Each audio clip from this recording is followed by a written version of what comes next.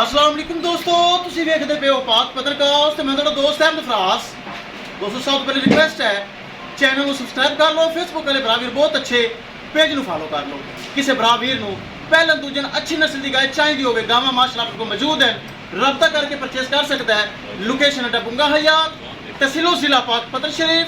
Mobile number है साडा 0300 पूरा 8754 743। व्हाट्सएप नंबर भी यही है जी, लोकल नंबर भी यही है।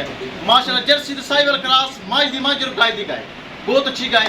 6,20,000 रुपये डिमांड से साढ़े प्यारे भाई साढ़े को चल के गलबात करांगे तो फिर करांगे लोड़ी जी। अस्सलाम वालेकुम। हजूर की नाम है जी? मोहम्मद उमर शाह। मोहम्मद उमर शाह। तुसी साडी वीडियो देखदे सी जी? वीडियो भी देखता। इधर आ तुसी साडे कोल आए जे, चीज़ पसंद आई? बिल्कुल बहुत सोहनी चीज़ है। और मेन चीज़ जिस तरह तुसी सेने रख के आए कि भाई फराज को जावांगे तो प्यार मुहब्बत होवेगा, वो होया कि नहीं होया? बिल्कुल साड़ी सोच तो ज़्यादा होया जी। हाँ 6,20,000 रुपये डिमांड सी, 5.5 लाख रुपए च अपना सौदा हो गया। अल्लाह ताला नसीब करे, चीज़ पसंद है, कोई फाल्ट है धोखा फ्रॉड हेरा फिर तो कोई नहीं इत्थे। नहीं बिल्कुल मुतमिन हो तुसी? मुतमिन बिल्कुल मुतमिन। अच्छा नाले मियां सरफराज को सी आए सारा खाने बना जी, बड़ी मोहब्बत की जी बहुत शुक्रिया, बड़ी बहुत खुशी हुई सारी जी, बहुत शुक्रिया। कैमरामैन साहब अल्लाह ताला असी मनन वाले हजूर अन शाह जी इन नसीब च करे।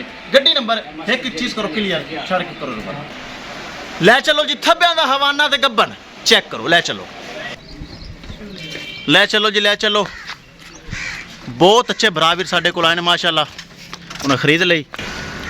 चेक करो माशाल्लाह, गाय दी गाय और मझ दी मझ चेक करो। जर्सी साहिवाल क्रॉस, चंगा थान, चंगा हवाना माशाल्लाह।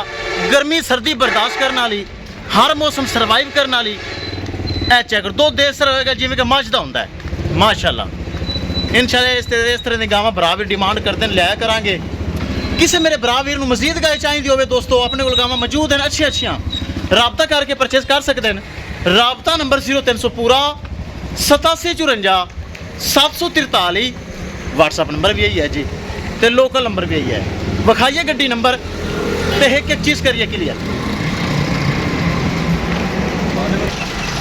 लो जी गड्डी नंबर एक एक चीज़ करिए क्लियर। लिया भी कर दे बग्गी लोड। ए चेक करो, किसी मेरे भरा वीर मजीद गाय चाहिए हो रब्ता करके परचेज कर सकता है। लो जी महफूज तरीके गाय हो गई लोड, चेक कर लो। किसी मेरे भरा वीर मजीद अच्छी नस्ल की गाय चाहिए हो रब्ता करके परचेज कर सकता है। इंशाल्लाह दोस्तों मिलेंगे एक नई वीडियो के नाल।